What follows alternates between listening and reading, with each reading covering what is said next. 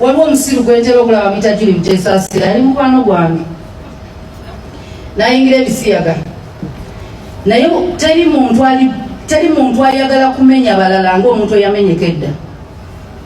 Sitaani bwe yafiirwa eggulu amanye ekiriyo, tayagala mulala diyingira.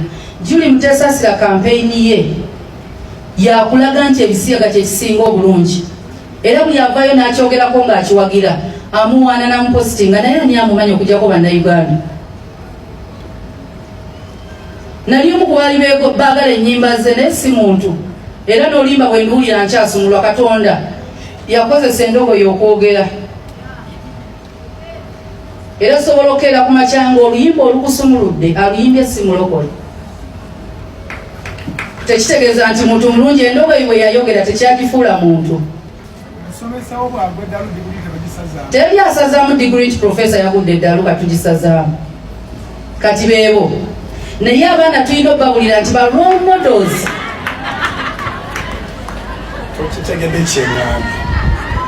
Julie Mutesasira oba n'abalala abaligwa ne bava mu bulokozi ne batandika okuwaana ebisiyaga, temukyawanga nnyimba zaabwe, kubanga ennyimba ze baayimba bali inspired by the Holy Spirit.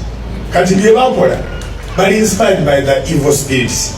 Kati kyeŋŋambye Suzan nti omusomesa wo bw'oba wafuluma university n'owulira nti yaggwa eddalu alina ku treatment ali kutabika, tekitegeeza diguli efudde. Obanga oluyimba lwa Julie lwali lukunyumira, sigala ng'olunyumirwa ye musiyaze yeerangirira, naye oluyimba lwali mu mafuta amalala.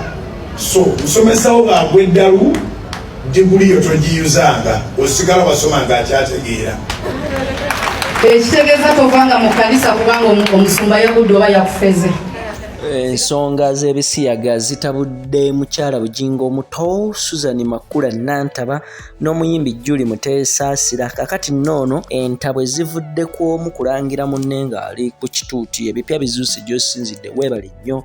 Amawulire agaliwo kakati we tujjidde ku mpewo nsobola okuvawo ne nkutegeeza nti oba oliawo bassebo ne bannyabo. Julie Mutesasira oba kati eyeeyita Julie Birungi, amannya ge ag'obuzaale erya Mutesasira lyali lya mwami we ng'akyali mufumbo, addizza omuliro omukyala Suzan Makula Nantaba Bugingo. Ono oluvannyuma lw'okuvaayo n'amuwalabula ng'agamba nti yayingira ebikolwa eby'ebisiyaga, bw'atyo omukwano gwe n'agumuggyako kubanga yali munywanyi we.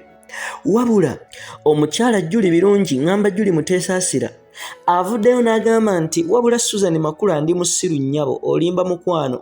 Agamba nti sijja kwogera kigambo kyonna, wabula n'erinnya lyange walyogedde bufu, sinze Julie Mutesasira nga bw'ogamba, era sinoonya buyambi bwonna, era seetaaga kunnyambako mu ngeri yonna, weewaawo siina muntu n'omu gwe nnyingiza mu mikola bino eby'ebisiyaga nga bw'olowooza.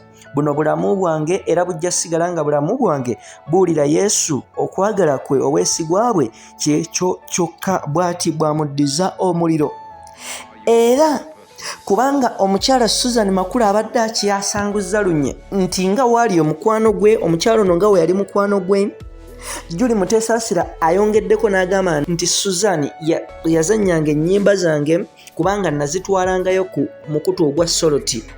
Nali simanyi nti oba oliawo agezaako okwetaba mu kwagala omusajja omufumbo, naye yali tamanyi mize gyange. N'agamba nti kituufu nali mumanyi naye tetwali ba mikwano. Bw'ati bw'amuzeemu. Ono Suzan Makula okumwambalira kiddiridde olwaleero kubanga yabadde omubuulizi weyogera wali ku kanisa eya House of Prayer International Ministries oba yakazibwako erya Kananirandi wakati mu kujaguza olunaku lw'abakyala mu nsi yonna nga 8 Ogwokusatu mu mwaka guno. Bassebo ne bannyaba abakyala be bakoze byonna, ng'era n'omukulu omusumba Bugingo abaddewo wali katebe nga wamwongeramu, wamumentalinga, wamuzzaamu amaanyi, wamuyambako wakati ng'agenda mu maaso okuliisa endiga ekigambo ezibadde zikuŋŋaanidde wano mu kifo kino. Wano omu ku mwana mulenzi eyakavaayo ne yeerangirira lunyenga wali omusiyazi amanyikiddwa nga Authur Kayima, ng'ono munna TikTok mwatiikirivu, avuddeyo naye n'awolereza ku musiyazi munne kubanga kino tekikyali kyama. Julie Birungi oba Julie Mutesasira akikola mu lujjudde byonna ne tubiraba, n'amwolerezaako oba oliawo n'amukubirako ekikopo wakati mu ngeri ey'okusaakaanya nga wagamba nti nannyini bikolobero religious hypocrite w'oku nsi mbuolwo naye avuddemu omwasi. Kale sitaani alina ettima Juli Birungi, God is laughing at us babe, trust me. Omukulu Kayima bw'ate bw'avuddeyo n'awolereza. Ensonga bwesitove ziri of course luno olukyali lupya nnyo bwe luba lutalo lwakatandika butandisi. Nze ngamba tugenda kukutuusaako ensonga zonna. Gwe nnyamba onkolera ekintu kimu, subscribe ngo sharing commenting tukolera okufeffetta okw'omuzinzi yonna gy'osinzidde. Naawe ayagala okulanga naffe kuba ku nnamba ezo z'olaba ate olange ne Kampala Media TV bizinensi yo efuuke y'amaanyi. Yenze Ssemaganda Moses Hope kugamba ate weebale nnyo okutugoberera yonna gy'osinzidde.